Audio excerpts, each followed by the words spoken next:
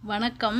இன்றைக்கி நம்ம செட்டிகுளம் பெரம்பலூர் மாவட்டத்தில் அமைந்துள்ள ஒரு கிராமத்தில் உள்ள இந்த பாலதண்டாயுதபாணி திருக்கோவிலை பற்றி நம்ம பேசுகிறோங்க. இந்த பாலதண்டாயுதபாணி கோவிலில் அமைந்துள்ள முருகர் மூலஸ்தானத்தில் அமைந்துள்ள முருகருக்கு ஒரு சிறப்பு அம்சம் உண்டுங்க. அது என்னன்னு கேட்டிங்கன்னா, இங்குள்ள முருகர் கையில் கரும்பு வேல் ஏந்தாமல் கரும்பேந்தி காணப்படுவாருங்க. இந்த கரும்பு நான் தனது தாயான காமாட்சி அம்மையிடமிருந்து பெறப்பட்ட கரும்புங்க. இது அதனால தான் இந்த முருகருக்கு சிறப்பு விசேஷமான ஒரு அமைப்பு உள்ளதுங்க. இந்த மலையில் இது ஏறும்படி இறங்கும்படி அப்படின்னு வச்சுருக்காங்க. இது ஏறும்படியோட அமைப்பு. ஏறும்படியில் வண்டி வாகனங்கள் செல்லக்கூடிய அமைப்பில் இருக்குங்க. முகப்பில் பிள்ளையார் கோயிலும் வீரபத்திரருக்கு கோவிலும் அமைந்துள்ளதுங்க. இதில் வாகனங்கள் மலைக்கு மேலேயே செல்லலாம். இது வாயிலோட நுழைவு வாயிலுங்க.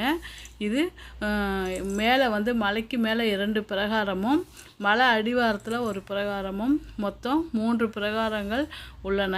மலை அடிவாரத்தில் பௌர்ணமி தோறும் கிரிவலம் நடைபெறுதுங்க. இந்த முருகருடைய இந்த கோவில் 500 வருடம் பழமையான கோவிலுங்க.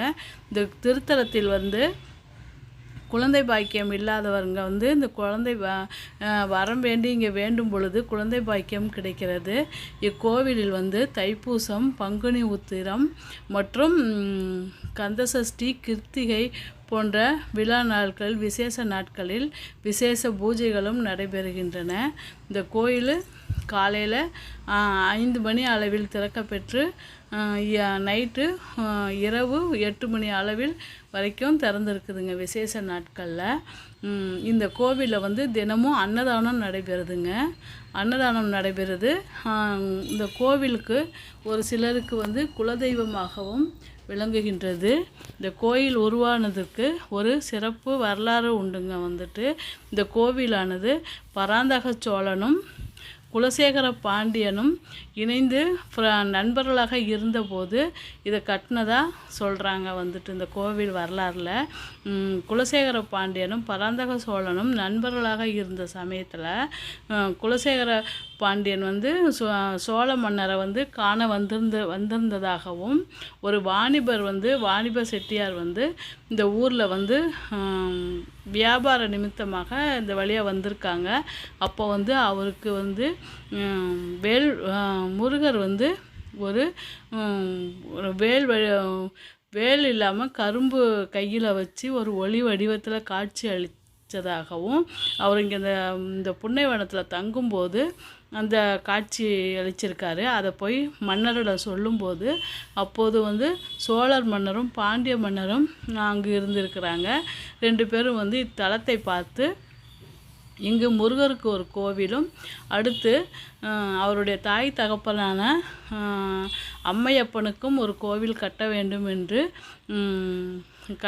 என்று இந்த முருகர் தினமும் நம்மளுடைய தாய் தகப்பனை பார்த்து கொண்டு இருக்க வேண்டும் என்பதற்காக ஊரில் செட்டிகுளம் என்ற ஊரில் மையமாக சிவன் கோவில் ஒன்றும் அமைந்துள்ளது. அது குபேரஸ்தலம் என்று போற்றப்படுகிறது. இந்த குபேரஸ்தலத்தினுடைய பதிவு நான் ஏற்கனவே இந்த சேனலில் போட்டிருக்கேங்க. அதோடைய லிங்க்கும் உங்களுக்கு டிஸ்கிரிப்ஷனில் கொடுக்குறேன், பார்க்கலாம். இந்த கோவில் மிகவும் அமைதியாக இயற்கை சூழ்ந்த சூழலில் மிகவும் ரம்மியமாக அமைந்துள்ளது.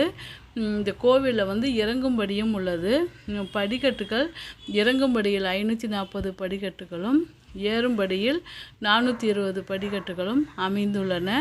இந்த கோவிலை சுற்றி திருமண மண்டபங்களும் அமைந்துள்ளன. இந்த கோவிலில் திருமணங்களும் நடைபெறுகின்றன.